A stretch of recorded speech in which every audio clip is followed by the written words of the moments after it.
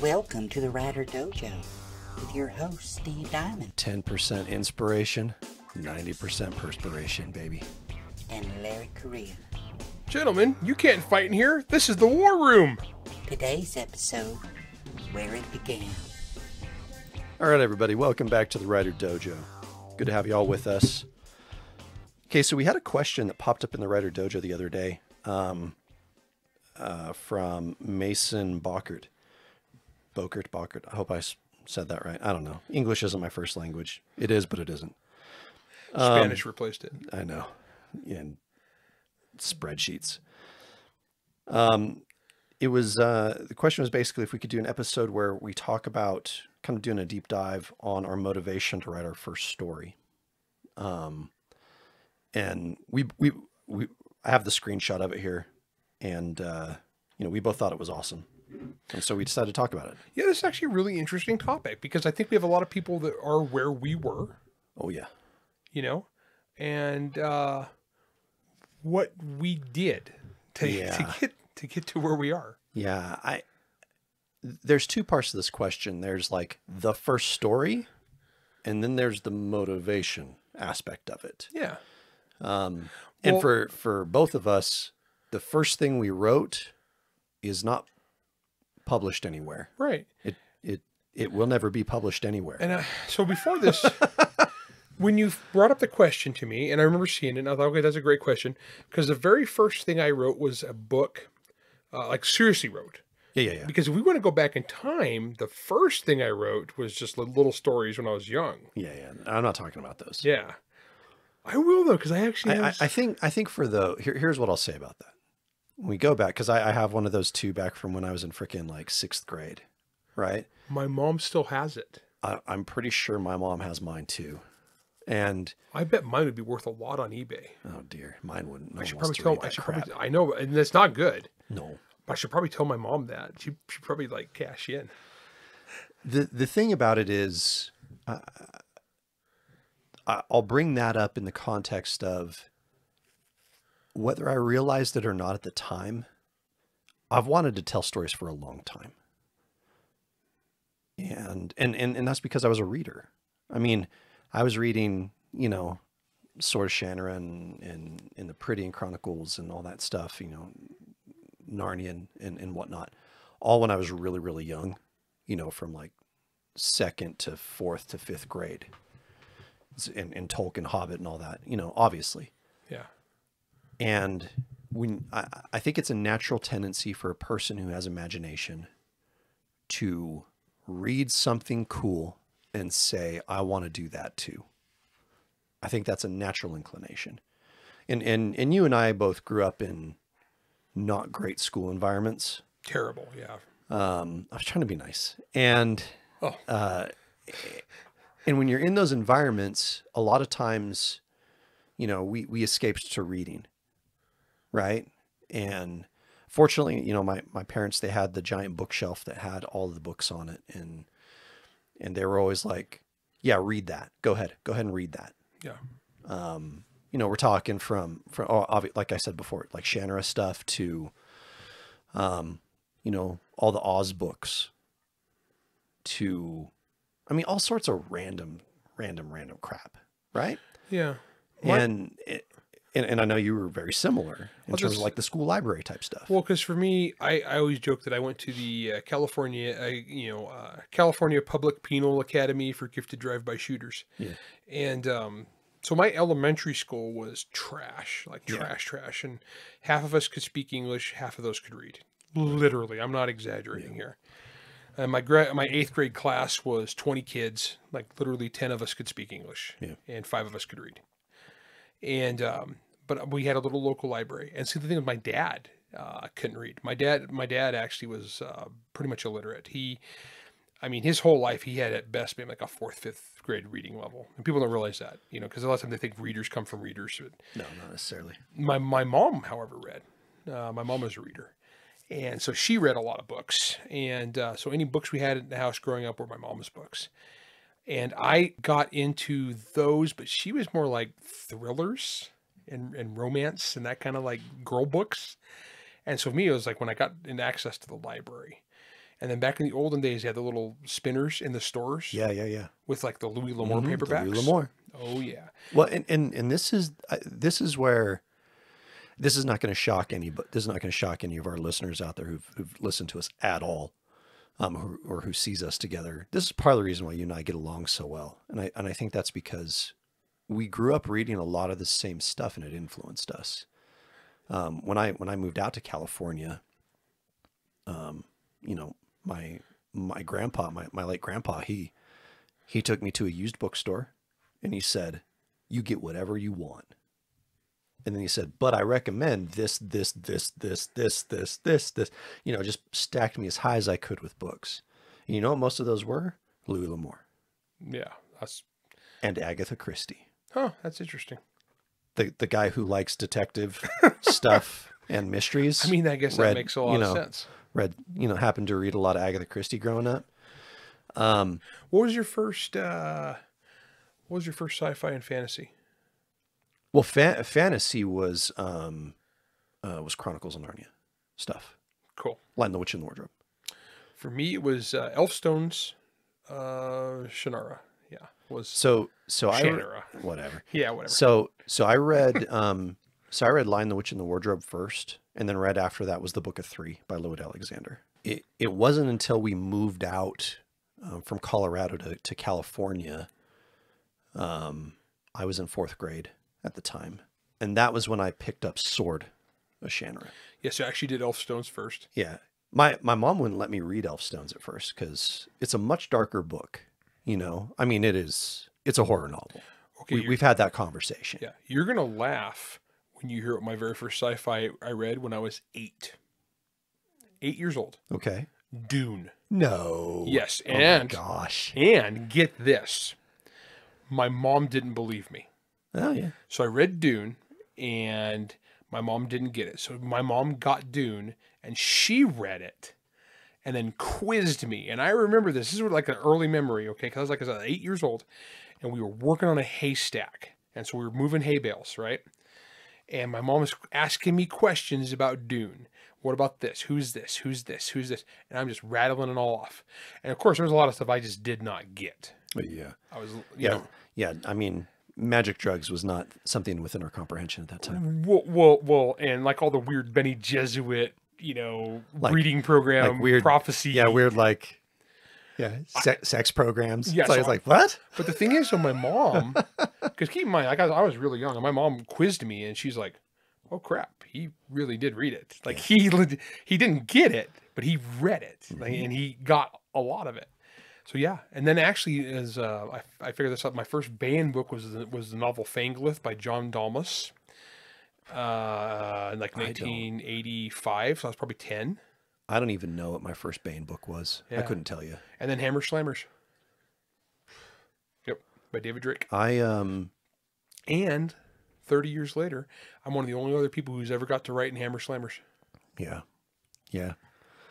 It's interesting, I think that actually some of the very first straight up science fiction-ish stuff that I read was I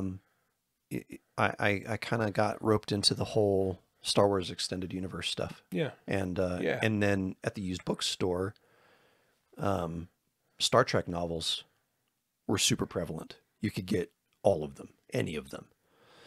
And so I would read, I read those. That's how I first read Kevin Anderson, which oddly enough, 13, 14, 15-year-old me reading some Kevin Anderson Star Wars stuff and Tim Zahn Star Wars stuff. And now fast forward, your peers. I'm peers with these dudes. Yeah, and you just know them. I kind of embarrassed Kevin once because he was doing a little interview with me, and we were talking about the special editions I do. He's like, Steve, he's like, what's been some of the weirdest, coolest stuff that you've done and that you've experienced as being an author? I'm like, well, the fact that me and you are talking right now and you're interviewing me about book stuff when I was growing up reading you, I'm like, that's kind of crazy. All right. No, that's weird. That makes you feel so. So the other day, I mean, I've run into this where it's a grown adult man. Oh yeah, yeah. So I told you about this. So Yeah. I'm actually right now in negotiations. So the rights for the option for Monster Hunter have expired, and so now they're up for grabs again. So I currently have two movie studio production companies have approached me and are now working up offers as of when we're in this. You know which one I prefer. I know. I told you about both of them. So we're just gonna. It just depends. I want the one that's gonna make it. Yeah. And so, but we're talking to the creatives, right? And this guy is a good dude, and he's a fan. He knows the books, and we're talking, and he says, MHI has been one of my favorite books since I was in high school.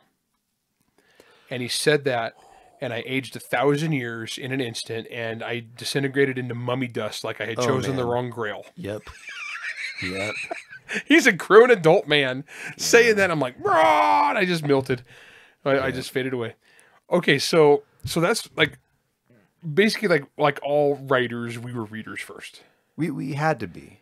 We had to be. And there's a point, I think us as humans, when we see something cool, we want to do the cool thing too. Yeah.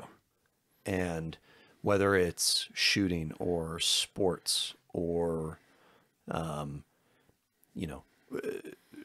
driving fast, looking cool, Yeah, cars or freaking, art type stuff or whatever, right?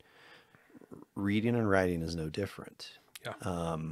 I think pretty much every reader is a writer. Or I'm sorry, every writer is a reader. Oh yeah.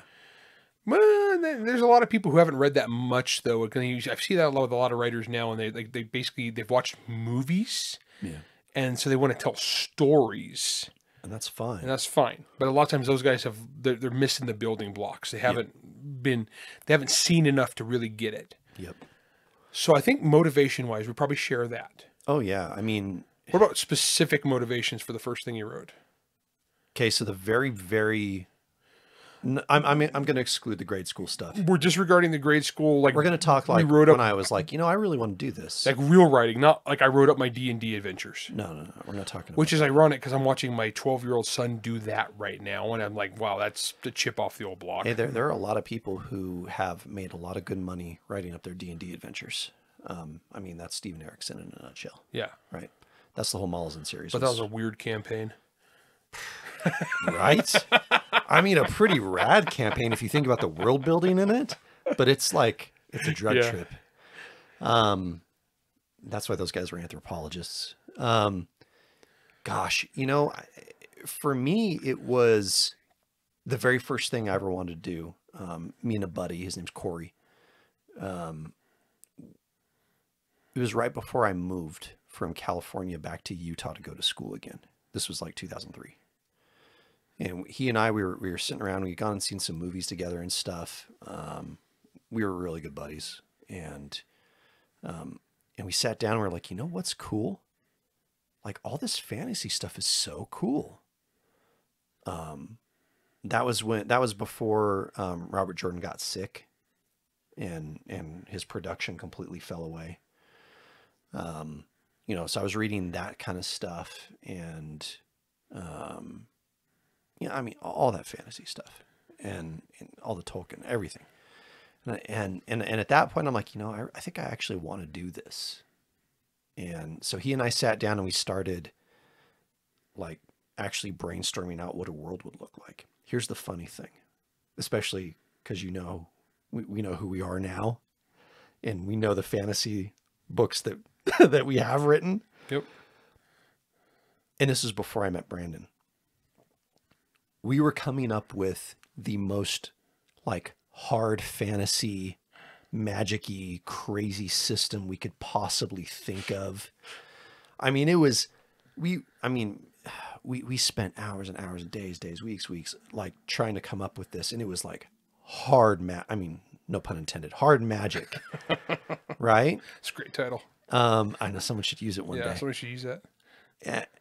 Now, we never got beyond the world building phase like most newbies do. Pretty Fair. common. Fair. Now, the first thing that I actually wrote was, it was a short story that I finished. called Still Life, which got published. The reason I wrote that, oh no, actually, wait, no, that was the first one I got published. The first thing I wrote was, what is it? Beautiful Screams, which is in my collection. I don't know why I wrote that one. I honestly don't. I wanted to write something, and I wanted to write something from the point of view of a serial killer. I was probably angry at work at the time. But I wanted it to be very, very deep and disturbing so that the twist at the end made sense. And that actually might have been right around when I started reading Brian Lumley and Matheson. I was getting into horror. Yeah, because that'd have been 2009. Cool. But the first thing I published was Still Life. And that was because of a gaming session where I was playing a board game where we were, it was called 1001 Arabian Nights or something like that. It's an old board game. I think they did a remaster of it lately. But there's this, in that world, genies are punks. They're jerk faces, right? And I'm like, oh, I should write a story about a genie. And that's how the Tombs and Santos stories came about, was because of that. Oh. That was the first Tombs story. Interesting. That's right, because Tombs and Santos with me was some of the first stuff you've written and published. Yep. So that was it. It all came from all that, and the very first edit I ever got was, your story has too much humor, make it darker. And so I did. That was not an issue for you for the rest of your career. And well, no, and here's the thing, that influenced me a lot. That was Paul Janess. And that influenced me a ton. And it's turned me a lot into the writer who I am today. Yeah. Well, that's my story. We'll do mine after. We're going to do yours after the break because, reasons. We'll be right back. Sachi Takahashi, not yet 19 seasons old, is in deep trouble. She has just killed the only son of the lord of corrupt clan Ishikawa, a man who will spend weeks torturing her to death. Now she must flee her homeland, but Clan Ishikawa reaches throughout the empire and into other nearby nations. So she must seek a ship on which she can hide until it reaches her goal, the nearly mythical kingdom of Montagar on the other side of the world, a place beyond even the reach of her clan lord's thugs and murderers. She had to find a tall ship. To Find a Tall Ship by A.G. Thompson, coming June 2024 from Chromosphere Press. Pre-order your copy today.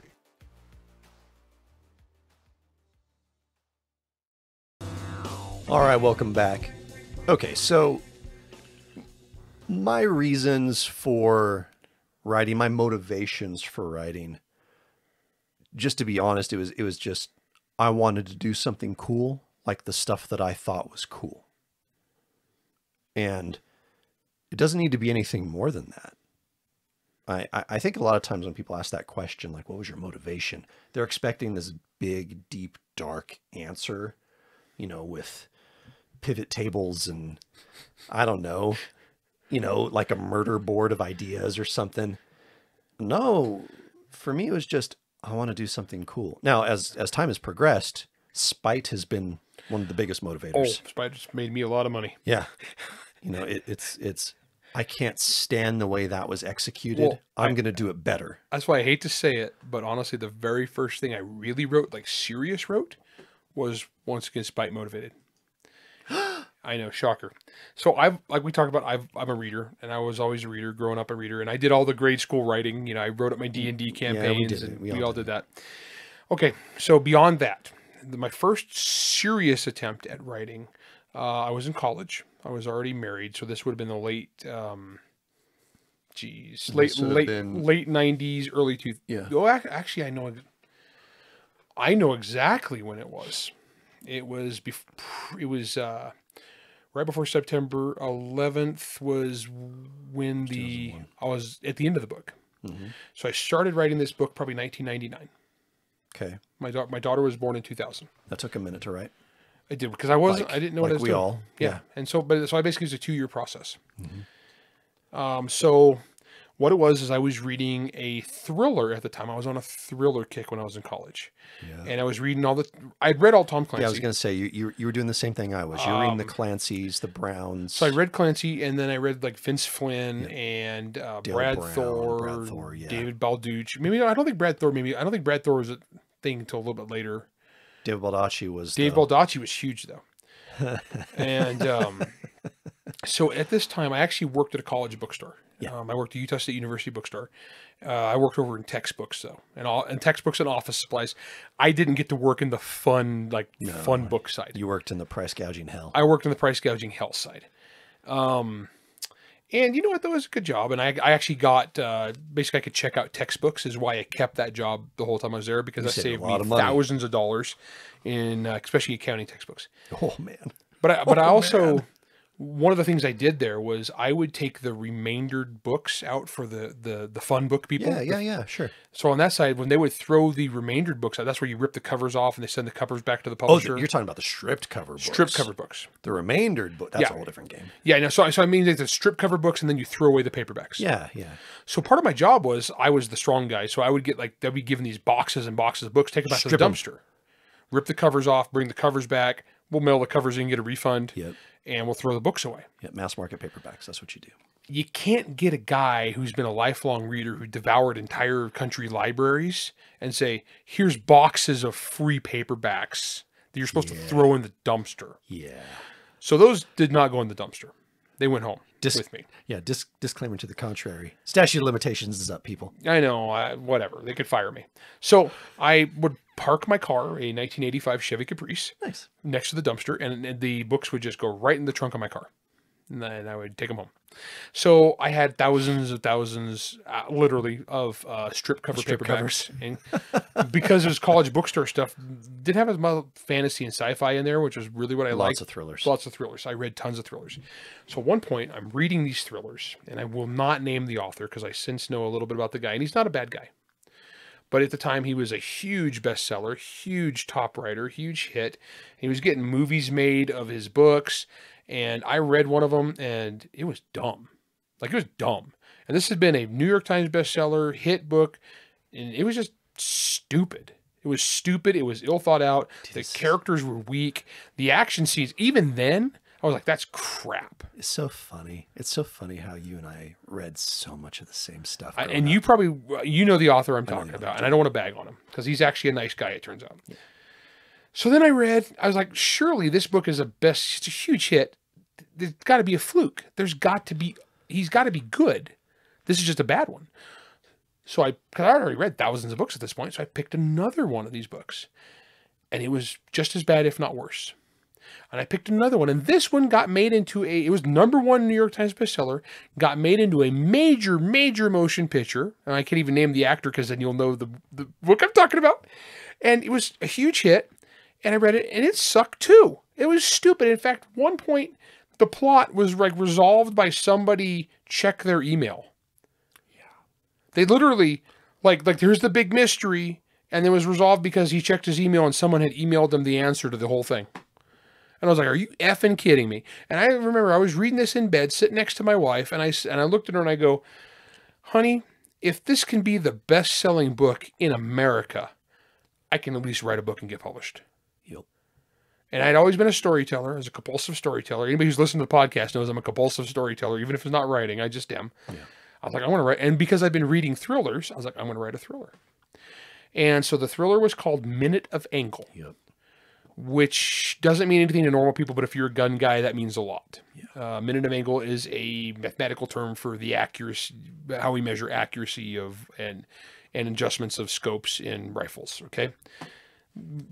That's the stupid, dumb version. It's actually a thing. It's a good title, though. So I started writing this, and I did a crap ton of research. And a friend of mine, one of my best friends at the time, was a guy named Rob Clark, went to college with. Rob, great guy. Rob had been in the 82nd Airborne, and very specifically, he was a Stinger missile guy. Rob was an anti-aircraft guy. And because I had this anti-aircraft guy, that was my inciting incident, was I did all this research, and I asked Rob about shooting down airliners with a Stinger missile. How could you... Yeah. And so I actually picked the crap out of Rob's brain. And I had this... And so basically it was just a thriller, but it was a revenge thriller plot where it's actually a false flag event. Imagine that, as a early Larry Correia novel where a terrorist supposedly uses stolen Stinger missiles to shoot down commercial airliners. And then the entire plot of Reacher season 2. I know, and I predate this. I predate this by a ways. Okay, 25 years.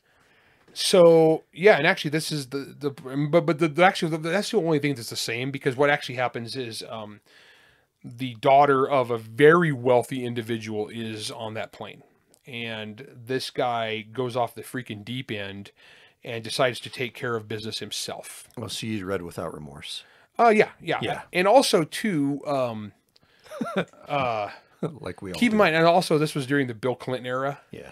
And so it's very much the idea of coddling terrorists was like in vogue. Yeah.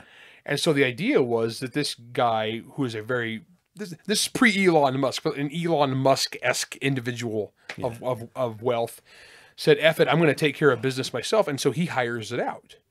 And so basically I then did like kind of a, not quite Dirty Dozen thing, but it's basically a bunch of dudes with particular set of skills, having read hundreds of thrillers at this point. Yep.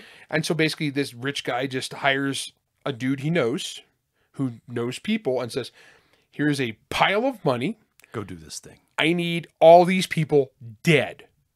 In this foreign nation, all these people who are believed to be responsible for this crime need to die horribly. Here's a ton of money, take care of it. And that dude says, okay, sounds good to me. And everybody had their motivations, and this guy assembled a group of people, and they go and they kill a whole bunch of people. So that was the basic plot and the story, and I had written the book. The book was pretty much done, but I didn't really know what to do with it. And so it was kind of like rough draft format. Yeah. And I was still kind of working on this side, but at this point I actually had to get a real job and graduate college and do my career. And I was working at my first real corporate job, and then September 11th happened. And all of a sudden, blowing up airliners and then going on a revenge thing was like, well, yeah, all of a sudden it wasn't fun anymore, and it's just got shelved. Yeah. I had been writing for fun on the side. I mean, I had maybe 5 or 6 friends of mine had read it. I had one friend who really, really was in love with the idea of being a writer. He never became a writer, but I went to college with him, and he was one of those guys in love with the idea of being a writer. Right. And I actually kind of screwed him up, because what happened was he'd written this pirate novel, and it was actually pretty fun. And in fact, for his birthday, I even got him a book about pirates, like a history book. And then I gave him this manuscript, and he read it, and it actually kind of ruined it for him, because he had been in love with the idea of being a writer for years and years and years. And along I came, and it's just like, I got pissed off at a famous author and decided to see if I could do it better. And he read that, and he's like, oh, wow, I suck.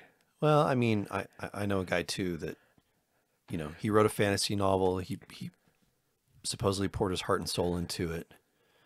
Not a friend anymore, but he submitted it. He says he got rejected. I don't know that he ever submitted it. I'm very dubious, but he's like, yeah, that just killed me, and I just couldn't write again. I'm like, brother, man, like, dude, you're gonna get rejected, man. Like, you can't just expect to strike gold every time you do something. But that's the mark of someone who hasn't had a professional career of any sort. Well, actually, that's what saved my butt. When I said my buddy, he just kind of walked away from that. I don't think he ever wrote anything, which is sad. He was a good guy, and his rough draft was good. He could have did something with it. So years later, I went and had a career. I went and worked, and I had my professional career, and I was a corporate stooge. Yeah, corporate accountant. Yep, did that for years. And then I opened my gun store, and I was working at the gun store. And I'd actually been working on this book, Monster Hunter International, which was based upon, and the motivation for Monster Hunter was, and I've told this story many times, so I won't go too into it, internet gun forums meet horror movies. Yeah. And we were just on an internet gun forum joking about horror movies. And it's funny, because the guy who started that thread is now a writer, a successful writer with his own independent publishing house, you guys know as Law Dog. Yep. And so Law Dog we're from the same internet gun forum, started a thread about lines I'd like to hear in a horror movie someday. And that was the inspiration for Monster Hunter. Yep. But the thing is, at that point, I had a career, and I was used to rejection. I was used to getting my butt kicked. And so when I wrote Monster Hunter at that point, the rest is history. Hence the opening line of Monster Hunter International. Being actually that line about target-rich environment does come from that thread. Yeah. And the guy I quote, Dillis Freeman, that was what he said in that line. I'd like to hear in a horror movie someday. Yeah. That's what opens the book. Yeah. And so, but that first book, Minute of Angle, people ask me, will we ever see that? No, you will not. But you've cannibalized it though. I have, yeah. So first off, it was my training wheels novel. So looking back, it had a lot of structural flaws. It had a lot of flaws. Plus it was just kind of like hyper-violent, action movie, wish fulfillment kind of stuff. But I took every good bit and character and line and everything, action sequence, all wound up in Dead Six and Swords of Exodus. So it got cannibalized. For me... But, Dead Six, great book. Dead Six is great. Yeah. For me, it's the opposite. It's what I didn't do. Like I was trying to write that crazy magic, all sorts of stuff. And then, coincidentally after that, I was working at a bookstore and I met Brandon and became friends with Brandon, that was his whole shtick, was insane, crazy magic systems. Oh yeah, which at the time was vogue and new. Because I remember reading Atlantis. Yeah, it was very much very codified. Oh yeah, and I was trying desperately to write that stuff, and it wasn't working. It just wasn't working. Yeah. And then I think Dave Wolverton's Rune Lords or Dave Farland's Rune Lords was probably like the progenitor of that. And that was in there as well, it's a great book. But then I started, I read Steve Erickson's first book, and I was reading R. Scott Baker's first book, and that was like the very openings of Grimdark. And I'm like, I don't know that fantasy is right for me. I'm like, what? I don't even know what I'm doing anymore. And then I ended up going down the urban fantasy madness with, Jim Butcher's stuff and Simon R. Green and whatnot. And that's when I stumbled on into horror. Yeah. And, I read I Am Legend, and everything changed. So that's interesting because you came at it from fantasy to horror. I came at it from thriller to urban fantasy. Yeah. How it just didn't work. And we've both delved into the original genre that we were first inspired to do. Oh yeah, we came all the way back around to it. But it's interesting that you and I went the anti-Brandon route, where it's like, no, this is dudes with swords and like magic is icky. Kind of that Robert E. Howard sort of. Yeah, because Monster Hunter magic is scary. Yeah. Scary bad, usually used by evil. Well, then hard magic though. But you wrote that one. I wrote that later. You wrote that one later out of spite because someone told you couldn't. It was also a spite-inspired series. Yes. When I finally came around and wrote fantasy with you, it was, no. This is not about the magic. This is about the people. Right. So like MHI, I went very nebulous magic. Yeah.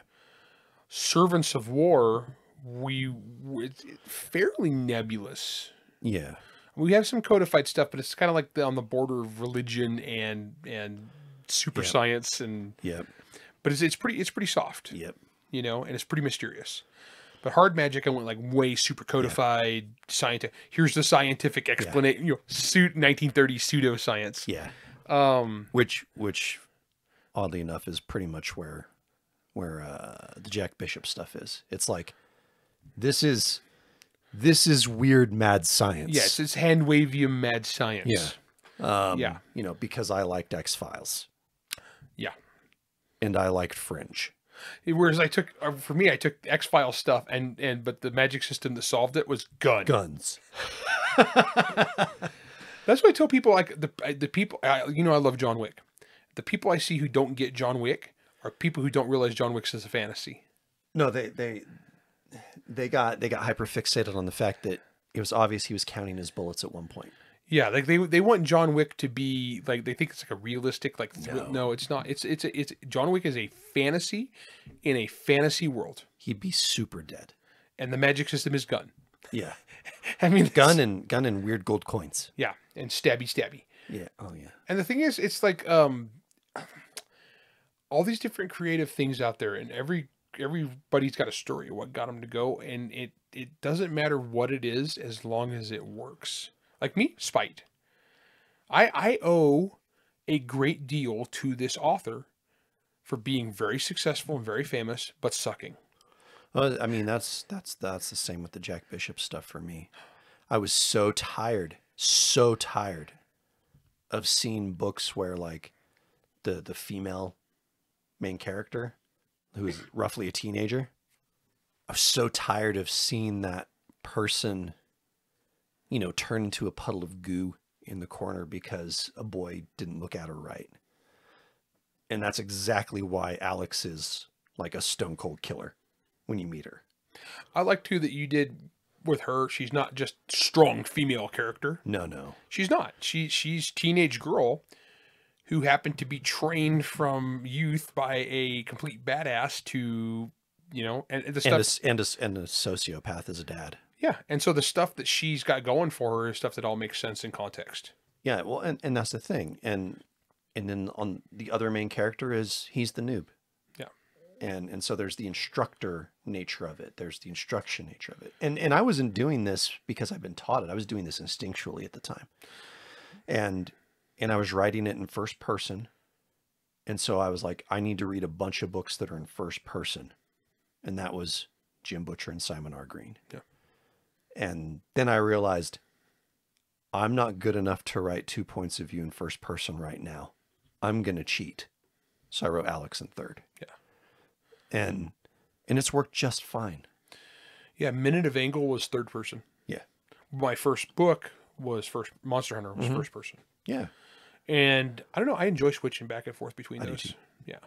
Well, because like the one I'm doing for Aethon, the Academy of Ekkas, it's first person. Oh, okay. Cool. Yeah. So Yeah. I just kind of switch back and forth. Well, I mean, yeah, the next book I'm doing is all third because it's Instruments of Violence. Yeah, yeah, and that one That's all third. and that one requires third from the nature of the story. Yeah, I mean, it's 5 that book's going to be 5 POV characters. Yeah, because Darius got upgraded. Yeah, he got made promoted. POV. Well, and that's specifically because in the third act, when things go bug nuts. Oh, homeboy steps up, man. Well, he's not with the other people. And so I want, like, we wanted someone who had that specific experience to tell his story from. A guy in the trenches. I actually had a thought too before you start. Yeah. Something we need to discuss. 100%. Yeah. Anyway, this is what happens when Larry and I talk. So I had an idea. Yeah. So it's, as you can tell, there's so many motivating factors for this. I was gonna share one that talk about the spite thing. So you know Mike Coopery, who we need to have on the show. Yeah. Mike's great. I know I wrote Dead Six with Mike, and the story behind that was we did that as an online fiction serial. Yeah, back and forth. Yeah. And I was doing it really to advertise the fact I could write before Monster Hunter came out. Mm-hmm. And I didn't know Mike in person. It wasn't until years later that we were good friends, and we'd already written this basically a novel together over one summer, and posted it live daily with 2 competing narrators, and it came out good. Right? Yeah, that's a miracle. That's an aberration. Total miracle. So the thing is, I wanted to actually make this into a real book. We had about 100,000 words. The final version is 200,000 words. That is such a big book. It's a huge fat Forgot book. about that. It's huge. But I went to Mike and I was like, do we need to publish this? I could sell this to Ban. We need to publish this. Me and you put this together, make this into a real book. Take what we did of this fiction serial, clean it up, make it awesome. And he's like, hard. But Mike's like, I can't, man. He's like, I'm not a writer. He's like, I don't know what I'm doing. I'm not. It's like, dude, what we have here is good. But he was like, no, I'm not good enough. I can't. I was like, dude, I am now. I mean, this is not that hard. It's not that complicated. Talk about the spite. So I went and got a thriller that I had read. Oh, Different one than the one I read. I think I know this author too. Yeah, you do. And so I got his book, this famous book, #1 bestseller. Yeah. And Mike's at my house and we're talking. You're like, here, buddy. No, I actually had marked I had Post-it notes in it. I opened this book and I started to read. I started to read like this action sequence. And it's so bad. It's so bad. And Mike's like, really? And I'm like, oh yeah. And I flipped to another part. And I read him another part. It was so bad. So bad. In fact, I don't want to give too much away about the book. So once again, because I don't think he's a bad guy. There's a part in this book where there's a top secret terrorist organization. Yeah. Top secret. No one can find it. They're so secret. It's like no one can discover where they're located for their evil plot. They're the Wendy's. The name of the terrorist organization has the town that they're located in it. Literally, in the name of the terrorist organization, it has the town that they're headquartered in.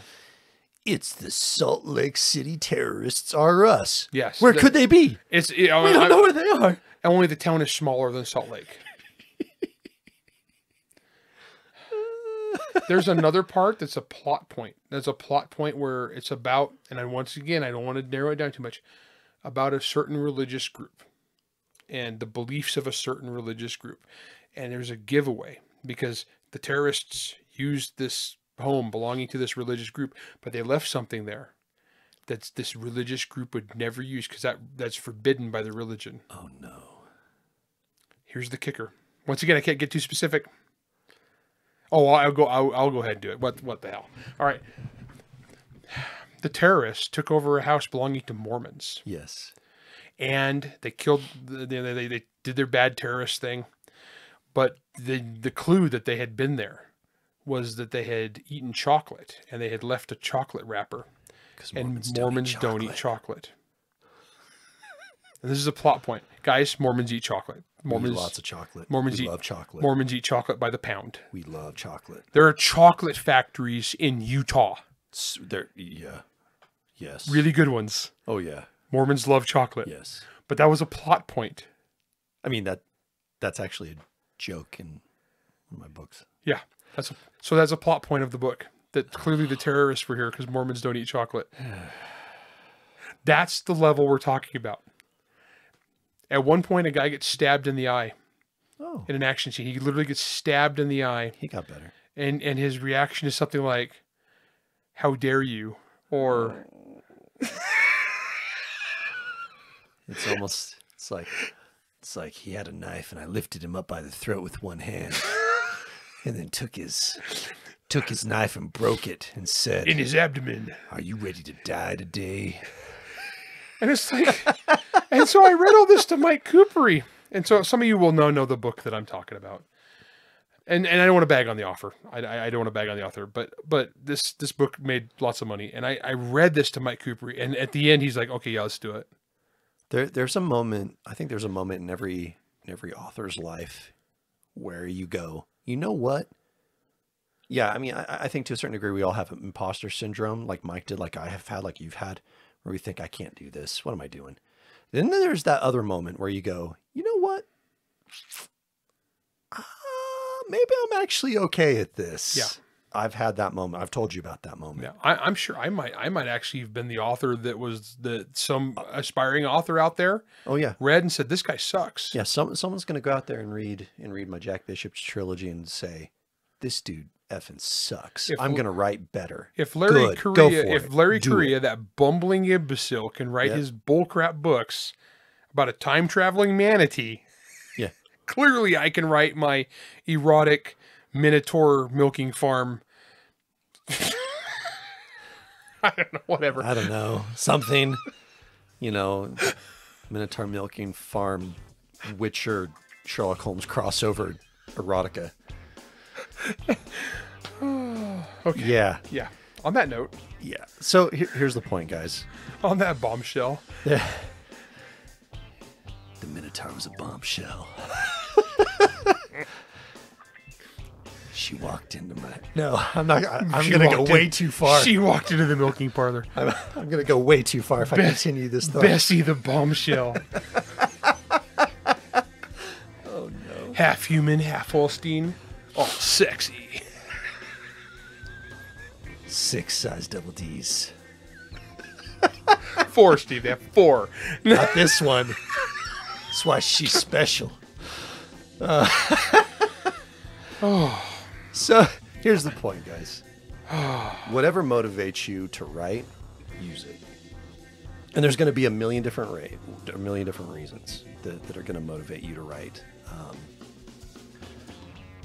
What I don't want is to hear that, like the story of your friend, or frankly how I felt leaving a con that we went to recently, and that's I was motivated not to write because of something. Yeah. Don't let that happen. Don't let that happen. Take that out of your life. Yep, get rid of that. You know, read stuff that makes you excited to go write something like that. Watch a movie where you go, man, I want to tell a story like that, and go learn how to write so that you can do that. Because, you know, there's so many different motivations.